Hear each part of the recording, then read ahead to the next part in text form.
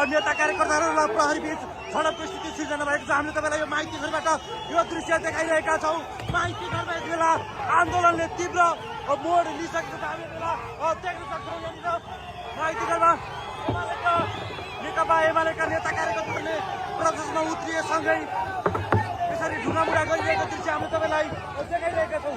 हामी यहाँ देख्न सक्छौँ नेकपा एमालेका नेता कार्यकर्ताहरू यसरी आन्दोलनमा उत्रिएका छन्।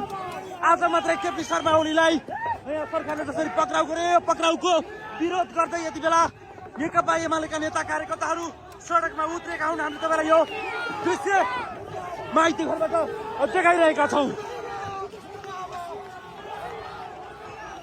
अझ देशभरबाट नेकपा एमाले आन्दोलन गर्ने घोषणा गरेको थियो र नेकपा एमालेका अध्यक्ष केपी शर्मा ओली आज बिहान मात्रै पक्राउ परिसके पछाडि यसरी नेकपा एमालेका नेता कार्यकर्ताहरू यसरी आन्दोलनमा उत्रिएका हुन्।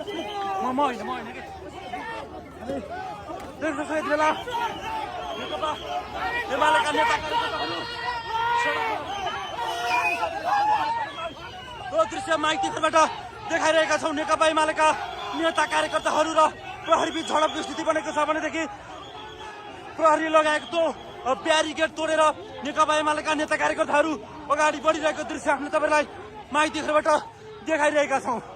विदेशी दलाल मुर्दाबाद, बालन सरकार मुर्दाबाद लगायतका नाराहरू लगाउँदै नेकपा एमालेका नेता कार्यकर्ताहरू सडकमा उत्रिएका छन्।